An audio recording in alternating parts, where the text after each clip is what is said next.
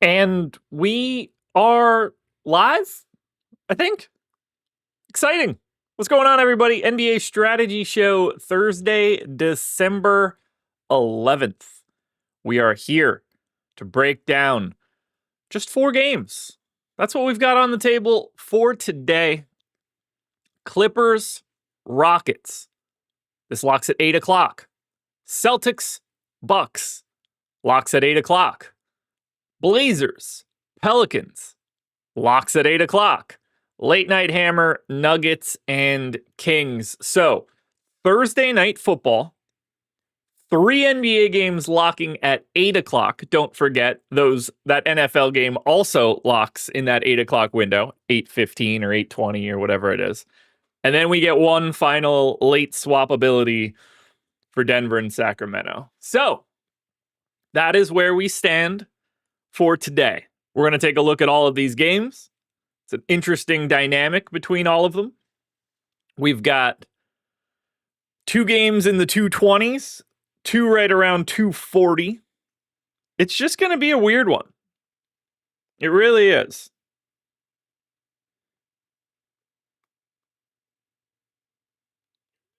Oh, nice. I was a little nervous. My stream was not working. Thoughts and prayers for those that bet on the Lakers. Yeah, thanks for that. That's me. That was me. Needed the Lakers alt total last night to finish off my collab with Ben. We got the first 2 legs. Missed it. 4-2 on prize picks yesterday, May. Just a bummer. But we're going to take our time, take a look at all of this. We're not going to go too crazy. I mean, it's 9 o'clock right now. These games don't lock for 11 hours. So we're not going to go bonkers. I got something new to show you guys if you want to see it. And since it's the strategy show, I know you guys will be appreciative of the fun stuff that I've been crafting for myself and for you guys. So, contenders information, projection, value, optimal rate, boner score, all your value metrics, and I put these dudes into tiers. Let me move this around. Still playing with it, obviously, but can I? Yeah, that's good enough for right now. Oh, I've been looking in the wrong section. No wonder. All right, give me 1 second. I could resize this bad boy. Yeah, that's where we want to be. Perfect. Okay. So, right now, optimal rate tiers. S tier, A tier, B tier, C tier, D tier. Just stops there. Right now, it's based on optimal. So it's going to bucket everybody where it naturally finds the spots based on their optimal rate. These guys are sorted by salary. So as you work your way left to right in the tiers, you get proper guys in order based on their salary. So for me, for right now, start of the day, S tier optimal rates. James Harden, KPJ, Ivica Zubac, Cam Johnson. And you can see, like, it drops off. You know, that's 28, 28, 28, 34. This is 18 to 25. Like, it is creating the lines in the sand that we would want. The A tier, Jokic, Avdia, Kawhi, DeRozan, Jeremy Grant, Kyle Kuzma, Time Lord, John Collins, Malik Monk, Keon Ellis. But we can look at it in a couple different ways if we want. Just projection. That's where it starts to get interesting. Because realistically, there's probably no one in the A tier that we should drop down. Jokic projected, for me at least, 63 fantasy points. The next tier, no one's higher than 48. That's James Harden. But you can see that there is a gap between Jokic at the top, not to mention $12,900 salary, And then the A tier, where you get all these guys in like the 40s. And then you get this like low to mid 30s tier for tier B based on projection. I think this just really helps to like get a better visual of the slate. And we could do it by, how often do these guys hit 7x their salary? Cam Johnson, Time Lord, Keon Ellis in the S tier. This is where you see Nikola Jokic fall by the wayside. Just 5% likely to 7x, but, not necessarily what you need.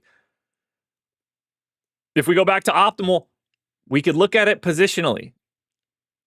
This is optimal rate tiered by point guards. 2 S-tier point guards in Harden and Porter Jr. 2 A-tier point guards in Denny Avdia and Malik Monk. But I really think that this helps to, like, get an idea of what's going on for the slate, especially when you start comparing these guys across salaries. So, like, Denny Avdia and Malik Monk, both point guards with 20% optimal rates. One is 9,700. The other is 4,800. Ends up looking a little bit different. Centers, you get Zoo at the top. You get this Jokic, Time Lord, John Collins trio. But I don't know. This is what I worked on yesterday. I thought it was pretty cool. Gonna help to, talk about the slate a little bit. Well, let's go game by game. Let's walk through all of it. Clippers and Rockets. We'll start there. All right, now I really need to just play with this. So, guys, give me like 30 seconds to manage the way that my screen looks so that I can stop going crazy here. Okay.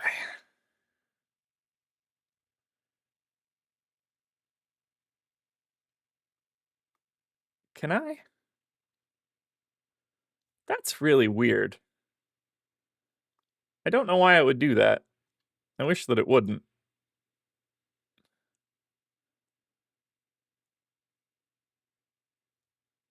All right, we'll take a corner here. We'll take a little corner here.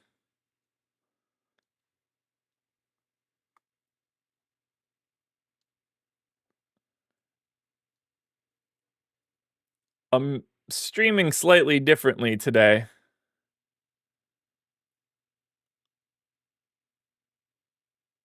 All right, it's just going to have to be that, and I'm done. Otherwise, it's going to drive me nuts. All right, let's look at the Rockets. Nothing too crazy here. Same guys that have been out are out. When did that happen? Did that happen, or is that an error? It must have actually happened. When did Ray J. Dennis end up on the Clippers?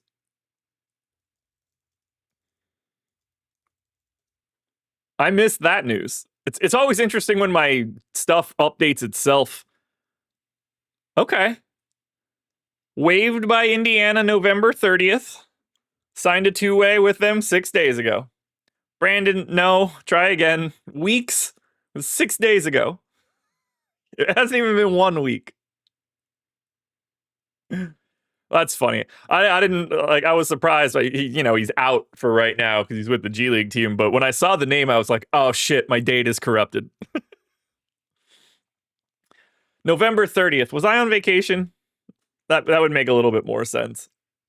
Anyway, this is standard issue Clippers stuff.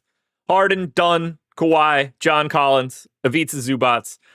Really not much to say on the Clippers side. Rockets side, no different. Other than the fact that the Rockets are 9.5-point favorites today. We should get Amin Thompson, Josh Okogie, Kevin Durant, Jabari, Alperen Şengün. Same injury news for the Rockets. I think I'll touch on this from Stephen Leibowitz. He said, am I wrong to see Aaron Holiday as an early value? No, you're not. I got him in for 24 minutes right now. Not to mention, he played 27 and 29 in the last two. Now, that is without Şengün. So to a degree that matters, but he's been playing a lot more as of late. which is what I expected Aaron Holiday to do at the beginning of the season, hence the way that I was projecting his minutes. But, certainly could play upwards of 28 or 29. 24 feels pretty safe. I mean, we could look at it like this, and I think it probably tells the story. If I go back to that new little tier view that I have, shows up as a C tier, 9% optimal option. Like, that's interesting. Like, one thing I want to say, and it's not going to matter as much on these small slates. It'll matter on the bigger ones. When I'm looking at tiers like this, it's just going to give me however many guys it takes to fill those 5 tiers. So, like, obviously there are guys below D, but they're so much below Bogdan that they don't show up. So as long as you show up here, you're a solid play one way or the other. It's not trying to say that, like, Derek White is a C tier play and there's that many guys above him. It's only trying to find the best dudes, and then it's trying to separate the best stuff. So, like, D isn't necessarily bad. It's just the lowest of the good. I hope that makes sense. So for Clippers in Houston, for me, I am seeing infinite value on the Clippers. Whether that's a $7,200 Ivica Zubac, $4,900 John Collins, $9K Harden, $8,200 Kawhi, even $4,300 Chris Dunn. I don't have any value on Houston. I have it all on the Clippers. Now, this matchup is awful for the Clippers. Everything gets worse when you get to face Houston. But as I look at it, I'm anticipating having a lot of the Clippers. Now, typically, I wouldn't want that, but if all 3 games are going to lock at 8, it really doesn't matter. You're not really playing it for swaps. But whether it's Zoo, whether it's Collins, one of Harden or Kawhi, like, I just want to be in this range. I think they look a lot better. Now, do I think that I am slightly over projecting the Clippers at this moment? Yeah, probably. I can compare them right now to the betting markets, and we'll see some gaps. So, like, right now, I'm 3 real points over on Zoo, 2 on Collins, 2 on Kawhi, massively over on rebounds, which I'm not surprised by. So yes, am I a little bit more optimistic on the Clippers right now? I am. It probably has something to do with the fact that I'm more optimistic on the Clippers in general. The line is 9.5. I don't really think that's true, which is honestly part of the real problem here. Do I have anything interesting from a betting perspective? I always kind of want to see that. I mean, obviously we are team Clippers here by quite a bit. 6% chance of an Alperen Şengün triple-double. 2.5% chance of a Harden triple-double. 5% chance of a 15-assist Harden game. 4% chance of a 20-rebound Zoo game. Those are always fun. Here's one that I think is kind of cool. Let's look at James Harden. Just for reference here.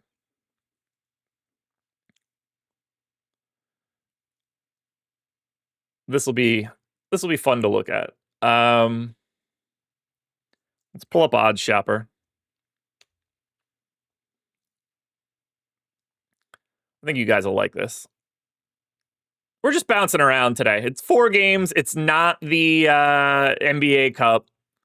There's Thursday night football tonight.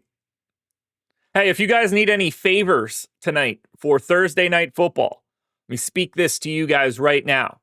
I've got an in at that game tonight. So if something's going on and we need to hit the Buffalo Wild Wings number, we can do that. My wife will be in attendance for this Bucks game. So if we need to send somebody out on the field to cause havoc, we can get that done. All right, I'm going to look at player props, and I'm just going to look at Harden for right now just to show what I'm talking about.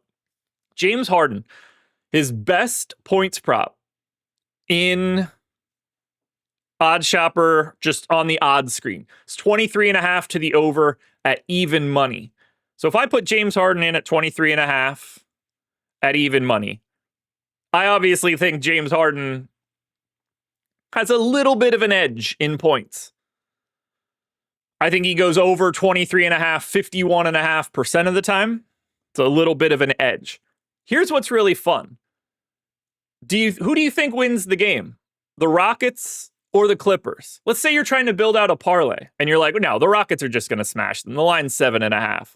Well, if I look at James Harden's output when they lose, now taking the over on Harden's points in just the losses from my simulations, negative 8.7% edge.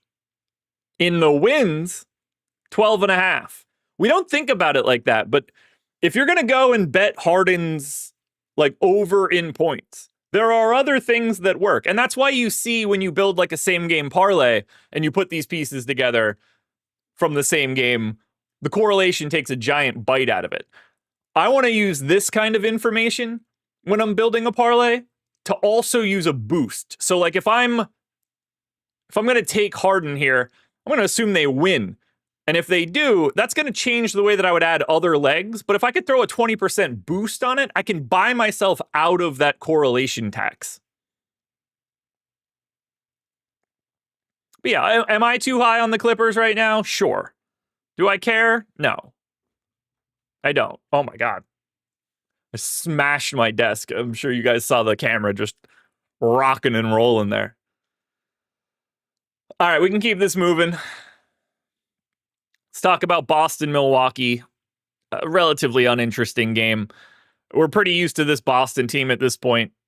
That rotation is going to be White, Pritchard, Brown, Walsh, Cada, Simons, Hauser, Minot, Baylor, Shireman. Some random minutes for Garza or Hugo Gonzalez, but we're pretty well used to these guys at this point. Milwaukee, we're not used to, but we're going to get used to them. Ryan Rollins, Kevin Porter Jr., AJ Green, Kyle Kuzma, Miles Turner.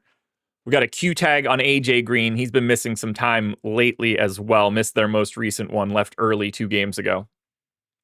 And then we probably have to have a conversation about the minutes that Jericho Sims has been getting. He's played 30, 30, and 31 over the last 3. Bobby Portis, Gary Trent, they're going to be out there. Otherwise, they are really tightening this rotation. Realistically, we might see only 8 guys if this is competitive. Wouldn't be surprised if a 9th guy in Gary Harris or Cole Anthony is out there, though.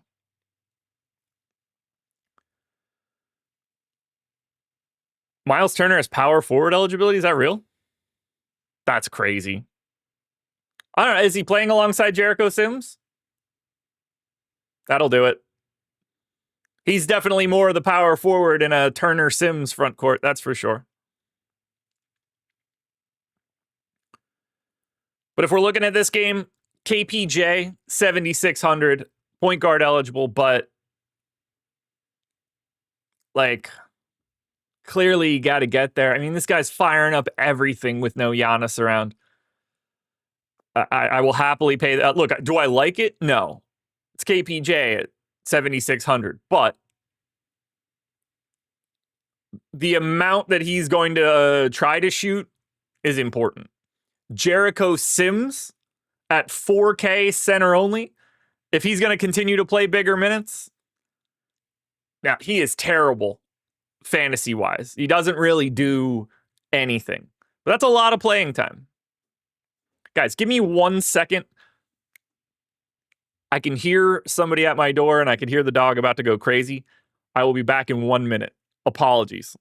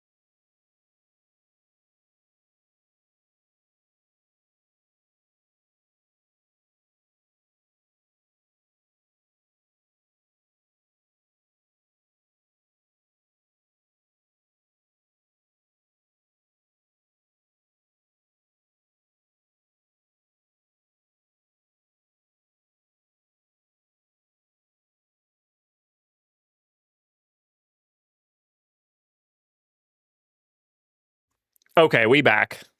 We back. Always sucks when I have to get stuff done at the house and nobody's here. Need to schedule the in-home massage at a different time. Oh, God. You know what, man? I hadn't thought about getting one, but that's a great idea. That's a great idea. Why would you play Holiday or Hardaway? Why wouldn't you?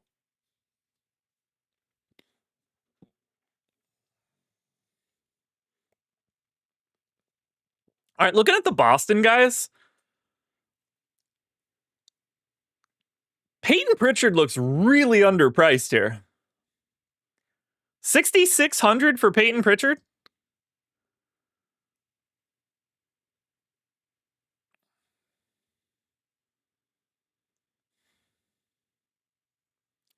I'm going to end up having a ton of Peyton Pritchard.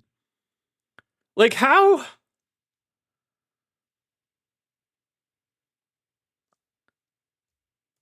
That's got to be the lowest his price has been in like a pretty long time, no?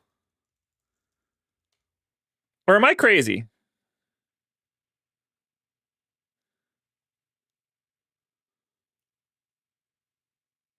Sorry, I'm pulling up DraftKings right now for the salary history. Ooh, I should integrate that salary history. I don't know why I haven't done that.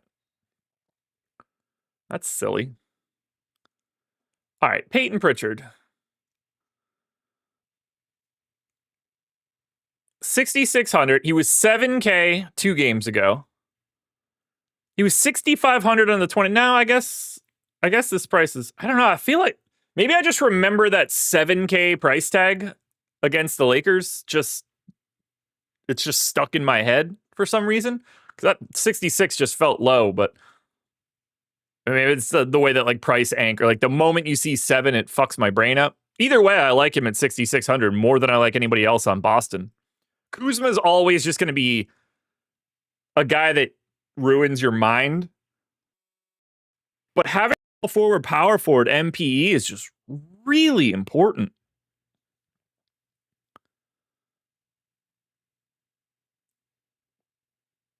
Cato looks fine. Let me look at this from a contender's perspective.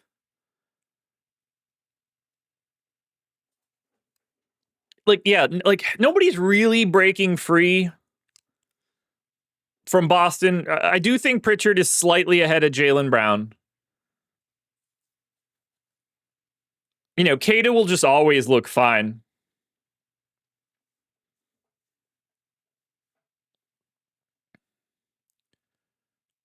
If we look at Boston and Milwaukee together, I think it probably tells the better story. KPJ is legitimately the best play in this game to me at 7,600, just given the volume he'll be involved. And it's kind of like Kuzma and Pritchard together. Miles Turner isn't or wouldn't be interesting to me if it wasn't for that power forward eligibility, but that really changes things. 9,900 for Jaylen Brown. It's not that I have an issue with it. He still looks good, but that's a big number. But I mean, that guy's just heaving so far this year. He's been great. The 4K Jericho Sims one will be weird. That's for sure. Based on the optimal rate in this game, you're expecting like 1.5 of these guys to be in an optimal. You're expecting 2 of them to 6x.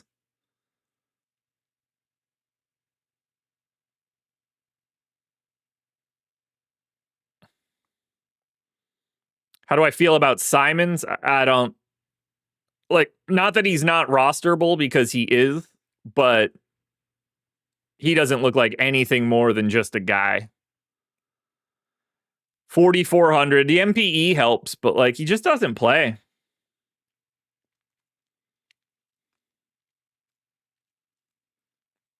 I just can't wait to find out what they trade him for.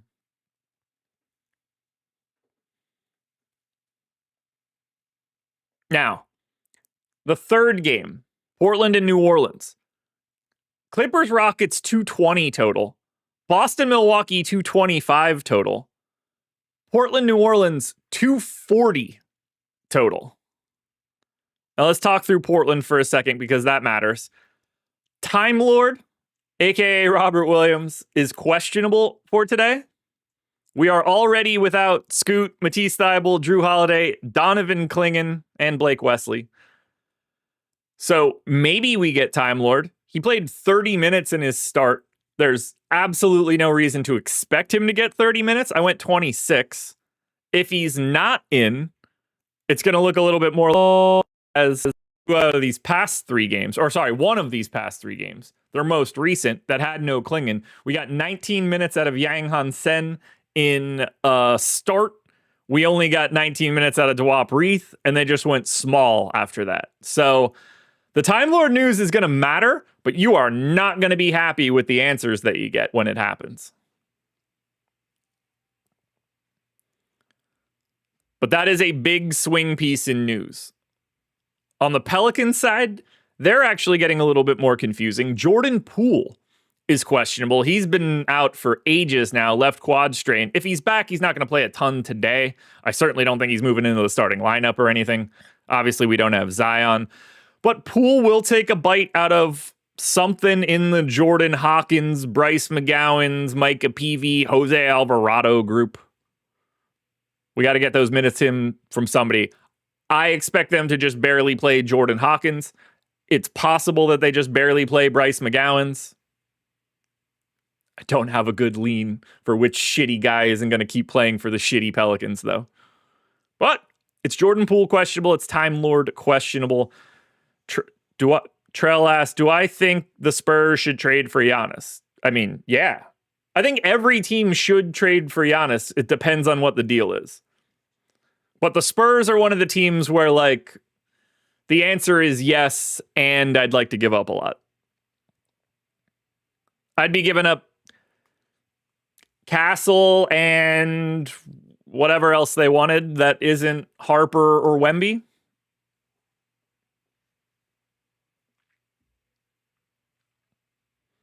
So it's game 3, Pelicans and Blazers.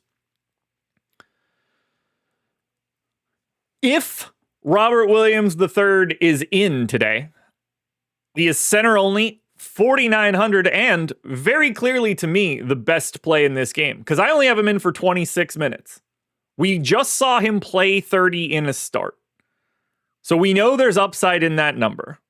And he's an incredible value at 26. Even if he played 24, it's not crazy for him to pay off his salary. Is he actually going to play today? No idea. No idea. This dude hasn't been healthy in 6 years. But if he's in, he's pretty clearly the best play in this game. Small forward, power forward eligible Jeremy Grant at 6,300 is certainly interesting. I like the value. I like the role. If Time Lord's out, Jeremy Grant at the 5 will look pretty damn good as well.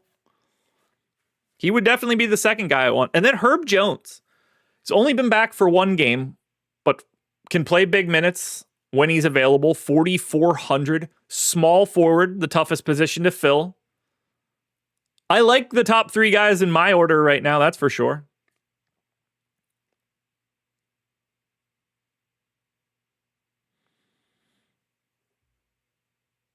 Yeah, King, it's going to take a lot more than Allen, Garland, and 2 firsts.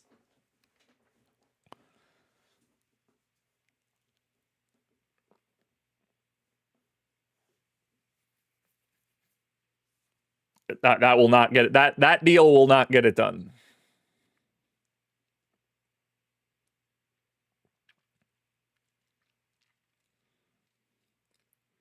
Look, he can want the Knicks all he wants. He's not going to the Knicks. At least not during the season. For him to be able to go to the Knicks, the trade basically has to be like Towns and Anunoby, and I just don't think they're going to do that. The Cavs cannot be in the deal. They have no chance.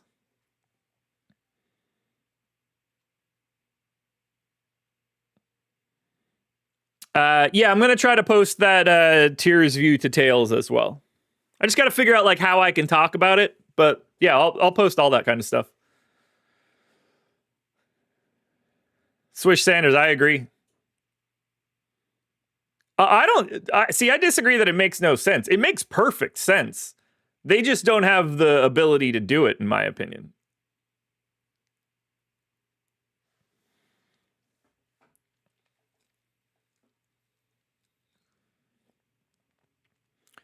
I guess I haven't really mentioned too much else in this game. Sissoko's always tough to get to. Look, Shaden Sharp's going to slowly but surely play more minutes and keep shooting. Shooting guard small forward eligibility on Shaden Sharp is a little sneaky today. Derek Queen looks like a completely different guy, whether or not Giannis is out there, or whether or not Zion's out there. But honestly, this is a really nice Queen spot, especially if Robert Williams is out. Because then Queen's going to go to work on Yang Hansen or Dwap Reith or no one.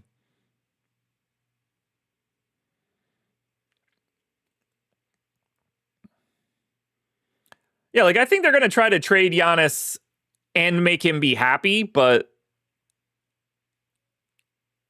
there comes a point where those teams don't have enough to do it. Knicks should do whatever they can to get Giannis. Sorta. See, the problem with the Knicks and Giannis is that what you really want to do is keep Towns. And that's just impossible. Cleveland would be the best put together team for Giannis. Yeah, that I couldn't disagree with more. I mean, obviously the best put together team for Giannis is OKC, but we can skip that one for right now because we're not going to do that. Houston is a much better put together team than Cleveland. So is San Antonio.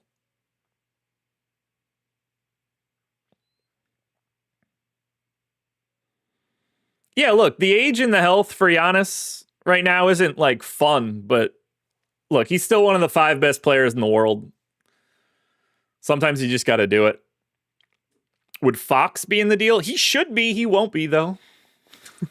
He would be if I were doing it.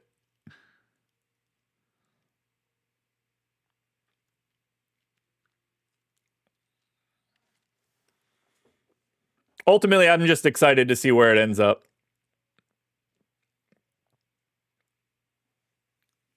Okay, I mean, OKC is just, it's like they're cheating. They're too damn good. For real, if we think about what Oklahoma City is, because let's remember, they're loaded right now. They're clearly the best team. Their lottery pick from last year has never played. Now has cancer. I hope that goes great. We could get Topic at some point. Thomas Sorber drafted this year, already out for an entire season. That's 2 more assets. Right now, they have the 3rd best odds of getting the number 1 pick in the draft. If Utah stays outside of the top 8, OKC gets that pick. So realistically, they can pick 1st and 9th in a couple months. Add that to Topic, to Sorber, and the fact that their entire team right now is going to be on the team next year. I don't know what you do here.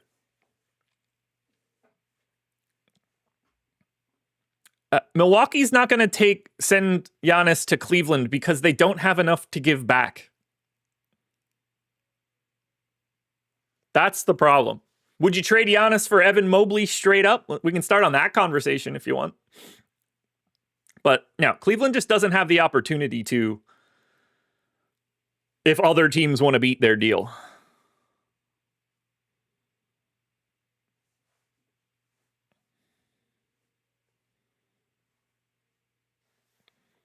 Yeah, look, OKC would never trade for Giannis unless they didn't have to care about the players going out. But it's a non-starter. They don't need it.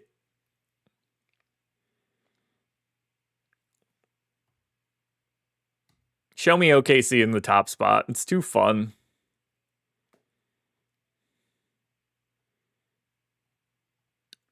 Where is it? Give me one. There it is. OKC to the number 1 spot.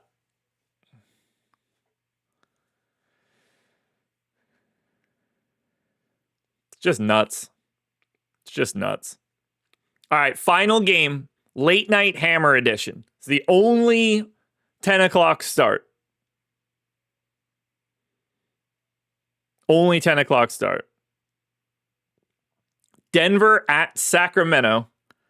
Denver, 10-point favorites in Sacramento. So for Denver, it's easy.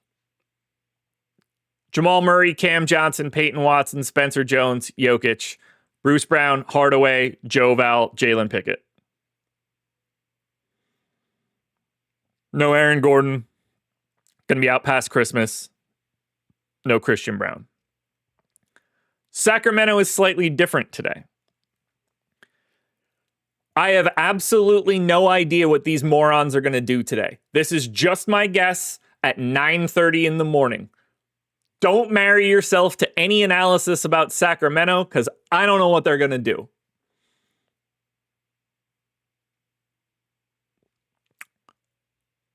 Dennis Schroeder is doubtful.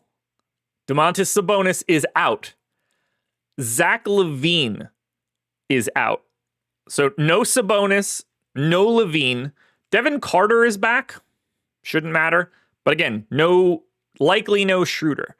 Current expected starting lineup: Westbrook, Ellis, DeRozan, Murray, Reynow.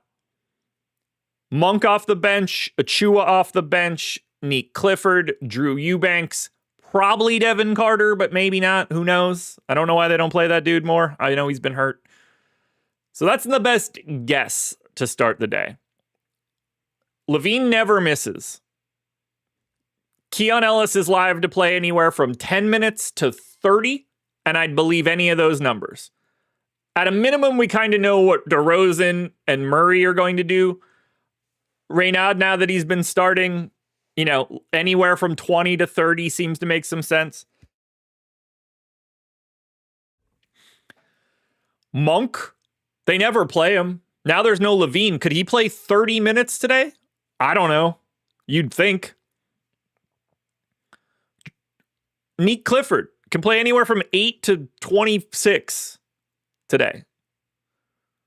We don't know what Sacramento's doing. We do know we got to get to Sacramento.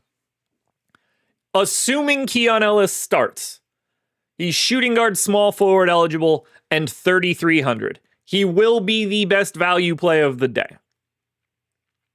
Assuming he's in the... Look, he's going to be interesting no matter what, because it's a 4-game slate.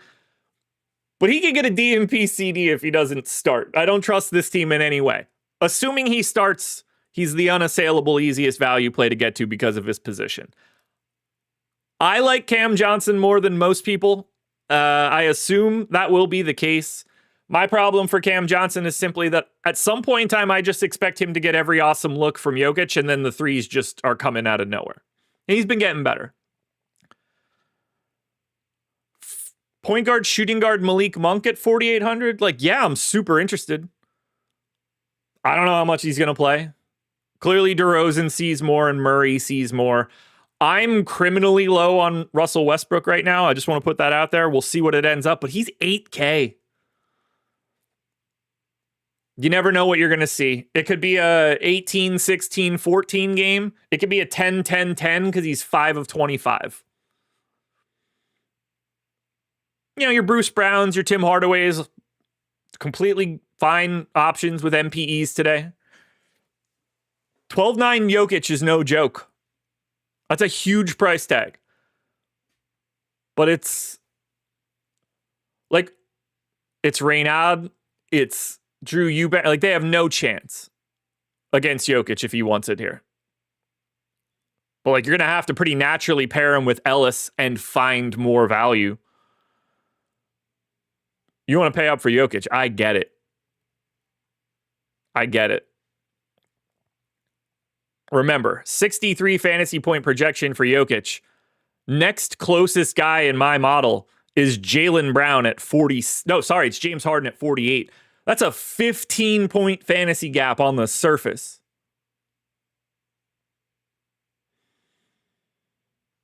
But if you're looking at optimal rate, he makes it to the A tier in 18%. But it makes Malik Monk, Keon Ellis, Robert Williams, potentially John Collins at power forward. But like, we've got value in Jericho Sims. That doesn't help us as much for Jokic. That's why you start getting to your Tim Hardaways, your Bruce Browns, your Chris Dunns, Herb Jones at 4,400. Those are the guys that help to unlock Nikola Jokic.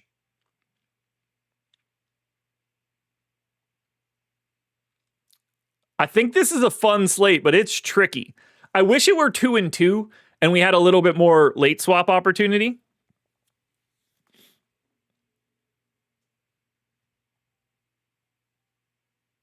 I can show this one too. This is basically like bust percentage. So the S tier are the guys that are like least likely to have a 5x or below score. If that helps. Surprised Keegan isn't more of a value. Yeah, I mean, I might be a little low on him. The matchup isn't really great. He's obviously been a different player so far.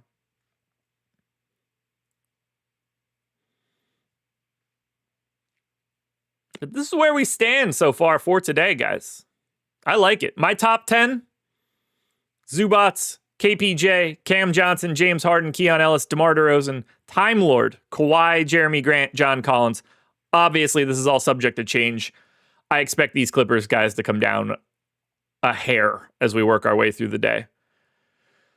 Harden and KPJ are going to be your primary point guards. Cam Johnson, Keon Ellis at shooting guard. Kawhi, DeRozan, and once again, Keon Ellis at small forward. Jeremy Grant, John Collins at power forward. Ivica Zubats is your S-tier center for today.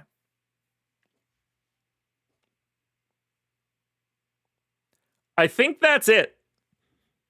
So let me hit you guys with all of the interesting stuff we've got going on today because it's a slightly different schedule. NFL strategy show coming up next. Laffy and Spags. It's Thursday night football. They're going to be breaking down the Bucs game for tonight. NHL strategy show. 1:30. Now here's where it's interesting. Reminder, these games lock at 8 o'clock tonight. Myself and Eric are going live at 6:30. So we're going to go live from 6:30 to 7:30. So live before lock is going to end a half hour before we lock. When we finish up, NFL live before lock is going to be going from 7:30 until NFL lock. So slightly different schedule for us today, given the times, given the overlap with the NFL. And don't forget, sign up, download the Tails app if you can. Helps us out a ton. That link's in the description. Totally free. I'm posting prize picks cards, boosted parlays out of my model, all of my DFS coverage.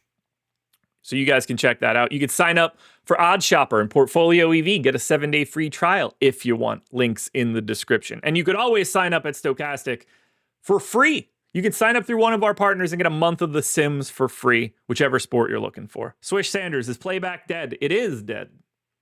It is dead. Unfortunately, as of earlier this week, playback is no longer. Why is Zubats S tier? Because I think he's the most optimal center. I will say I do think that I have Ivica Zubats slightly overprojected, but yeah, because he has the highest optimal score of all centers. For me at 9:40 a.m., I can make it Jokic now if I want to make it by projection. Can make it 7x. Now it's Time Lord.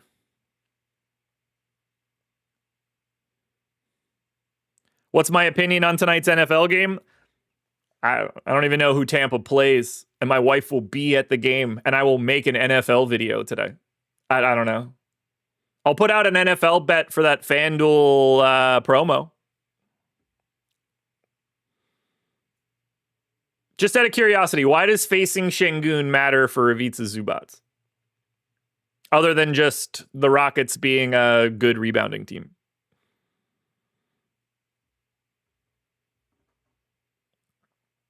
Think Poole takes away from Queen. Eventually, yes. Today, probably not. And then take away is like relative. Like Poole takes away from everybody by default because he's just like a guy that wants the ball and wants to shoot. Do I think that like Poole is going to take Fears' minutes? No.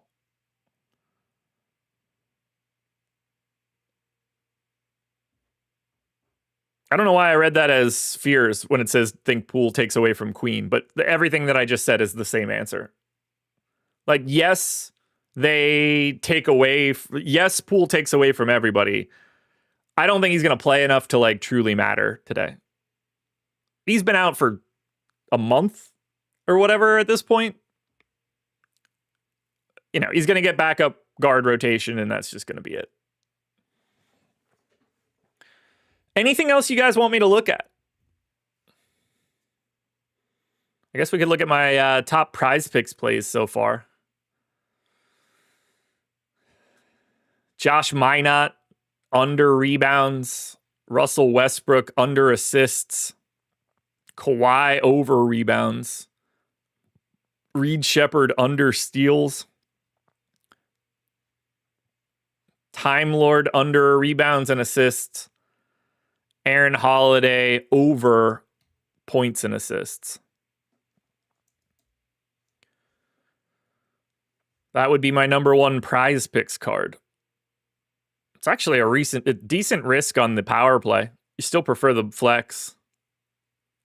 I added in the fun push probabilities too. I don't know if you guys see that on the right-hand screen, but like in my one thing I want to actually say to everybody that's watching, since you guys see my stuff more than anybody else. So on something like this is raw projections. So like here it's telling me, you know, I go 6 of 6 on this prize picks card 20% of the time. You know, Josh Minott is under 80% of the time. I would never take this data at face value and use it as 100%. Like, while this shows Josh Minott is 80%, these are unregressed to betting lines and smart information. This is just raw. I like to see what like the raw break free dudes do to start, because more often than not, whatever I have real big extremes on to start the day typically moves my direction in some version. So I like to see that first. But if I were like legitimately grinding this out, all of this data should be regressed. We would never see 80%, 78%, 78%. That should all get regressed a bit. But I like to see the extremes to start the day. I have a feeling, and Shepherd today will sleep Harden. What does that even mean? Like, Shepherd will play well, or he's going to lock Harden down? He's definitely not going to do the latter. He can do the former. By sleep, do you mean like knock him out? Because that is also not going to happen. James Harden would beat Reed Shepherd's ass.